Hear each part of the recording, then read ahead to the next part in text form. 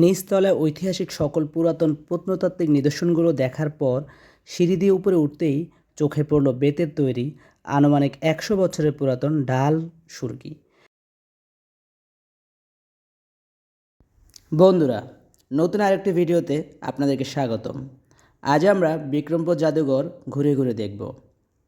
বিক্রমপুর জাদুঘর দেখা মানে এক ছাদের নিচে পুরো প্রাচীন বিক্রমপুর দেখা, তাই ভিডিওটি না টেনে সাথেই থাকুন। তিনতলা ভবনের বিক্রমপুর জাদুঘরে প্রবেশ করতেই দুপাশে দুটি বড় মাটির পাতিল বা মটকা এবং হারিয়ে যাওয়া ঢেকিঘর আমাদের চোখে পড়ল। তা পার হয়ে আমরা ২০ টাকা মূল্যের টিকিট কেটে ভেতরে প্রবেশ করি। নিচতলায় আমরা এখন যে গ্যালারিতে আছি এটি যদুনাথ রায়ের নামে। জমিদার যদুনাথ রায় ভাগ্যকুলের প্রজাহিতৈষী জমিদার। ১৯৬৫ সালে ভারত পাকিস্তান যুদ্ধের পর পাকিস্তানের সাম্প্রদায়িক শাসক গোষ্ঠী বিপুল ভূসম্পত্তি এবং বালাসোরের বিশাল বাড়ি হতে উৎখাত করে তাকে দেশ থেকে বাধ্য করেন।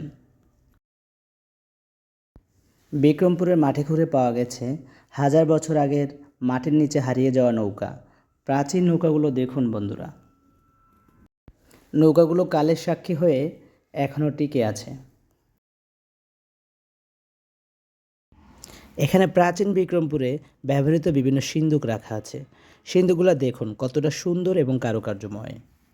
দেয়ালে টাঙানো আছে বাবা আদম মসজিদের ছবি। বাবা আদম স্থানীয় অত্যাচারী হিন্দু রাজাদের যুদ্ধে শহীদ হন। ১৪৪৯ খ্রিস্টাব্দে বিক্রমপুরের শাসক মহান মালিক কাফরুল শাহ বাবা আদম নামে একটি চমৎকার মসজিদ নির্মাণ করেছিলেন।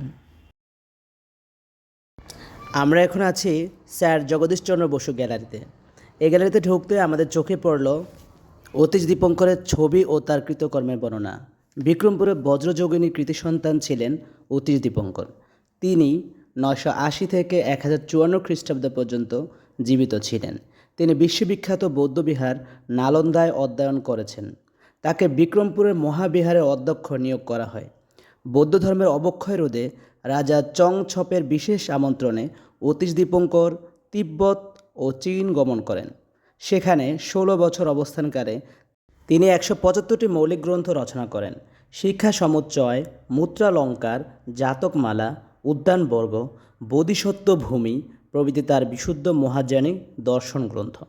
তিব্বতীরা তাকে সম্মানসূচক হোবেজে অর্থাৎ দ্বিতীয় বৌদ্ধ, ভারতবর্ষ ধর্মপালন ও গোটা বিশ্বের বৌদ্ধ সম্প্রদায় মিলে দীপঙ্কর শ্রীজ্ঞান অতীশ উপাধি প্রদান করেছিলেন।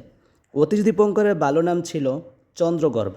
অতীশ দীপঙ্কর ১০০০ বছর আগে চীনে শুধু বৌদ্ধ ধর্মই সংস্কার করেননি, তিনি চীনে সংস্কার করেছিলেন বাংলার সেচ ও কৃষি ব্যবস্থা এবং ঔষধ প্রযুক্তি। বৌদ্ধ ধর্মাবলম্বীদের কাছে গৌতম বুদ্ধের পরেই অতীশ দীপঙ্করের স্থান। দেখুন বন্ধুরা, পোড়ামাটির খেলনা, পোড়ামাটির কাঠি, বেলন প্রভৃতি গ্যালারিতে রাখা আছে। দেয়ালে টাঙানো আছে বিক্রমপুর অঞ্চলে ২০১০ সাল থেকে চলমান প্রত্নতাত্ত্বিক খননে আবিষ্কৃত বৌদ্ধ মন্দির, ইটের নির্মিত নালা, অষ্টকোণাকৃতির স্তূপ, প্রত্নতাত্ত্বিক খননে আবিষ্কৃত বৌদ্ধ মন্দির, মন্দিরের দেয়ালে ভিত্তিমূলে আর্দ্রতারোধক বার্মা ইট, বৃহৎ আকৃতির মৃৎপাত্র। এছাড়াও ব্ল্যাক বেস্টল পাথরের মূর্তির ভগ্নাংশ, বেলে পাথরের মূর্তির ভগ্নাংশ আমাদের চোখে পড়ল। বন্ধুরা, বলে রাখি মোট 7টি গ্যালারিতে রাখা হয়েছে গুরুত্বপূর্ণ সব নির্দেশনা।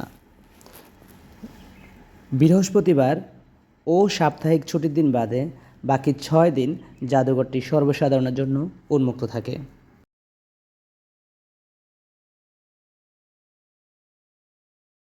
বন্ধুরা, পাশের গ্যালারিতে দেখুন পোড়ামাটির ক্ষুদ্রাকৃতির প্রদীপ, তার পাশে রাখা আছে নলযুক্ত মৃৎপাত্র, 18 শতকে সীতারামের মন্দিরে ব্যবহৃত পদ্ম নকশাযুক্ত ইট, পোড়ামাটির ধূপকাঠি, পোড়ামাটির ক্ষুদ্রাকৃতির মৃৎপাত্র গ্যালারিতে রাখা আছে।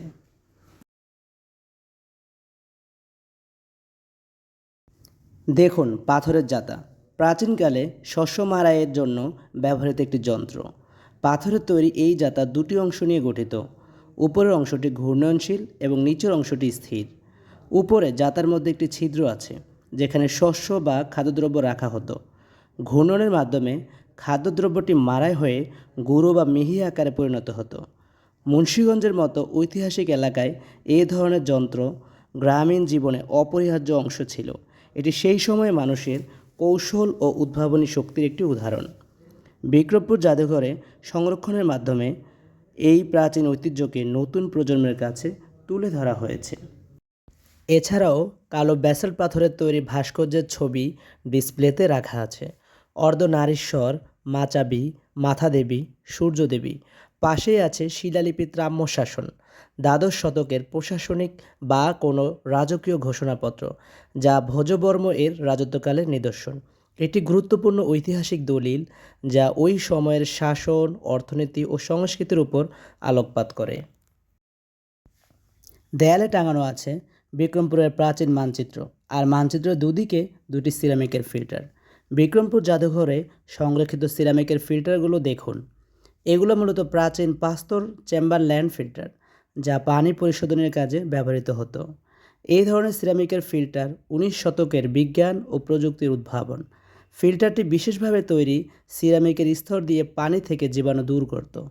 ফ্রান্সের লুই পাস্তর এবং চেম্বারল্যান্ডের গবেষণা থেকে এই ফিল্টার উদ্ভাবিত হয়।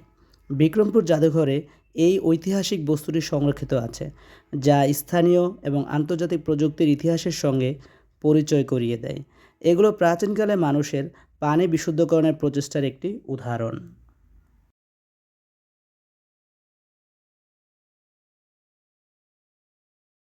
পাশেই স্যার জগদীশচন্দ্র বসুর চিত্র ও বর্ণনা দেওয়া আছে। স্যার জগদীশচন্দ্র বসু 1858 থেকে 1937 খ্রিস্টাব্দ পর্যন্ত জীবিত ছিলেন। নিচতলার ঐতিহাসিক সকল পুরাতন প্রত্নতাত্ত্বিক নিদর্শনগুলো দেখার পর সিঁড়ি দিয়ে উপরে উঠতেই চোখে পড়ল বেতের তৈরি আনুমানিক প্রায় 100 বছরের পুরাতন ডাল সুরকি। এই ডাল সুরকি দিয়ে 100 বছর আগে সৈনিকগণ বাইরের শত্রুর আক্রমণ থেকে রাজ্যগুলো নিরাপত্তার জন্য পাহারা দিতেন। এটি আমাদের ঐতিহ্যবাহী অস্ত্রশস্ত্রের একটি স্মারক, সেই সময়ে প্রতিরক্ষার সাক্ষ্য বহন করে। বন্ধুরা, আশা করি ভিডিওটি আপনার ভালো লেগেছে। ভিডিওটি ভালো লাগলে লাইক, কমেন্ট, শেয়ার করতে ভুলবেন না। দেখা হবে দ্বিতীয় পর্বে। আল্লাহ হাফেজ।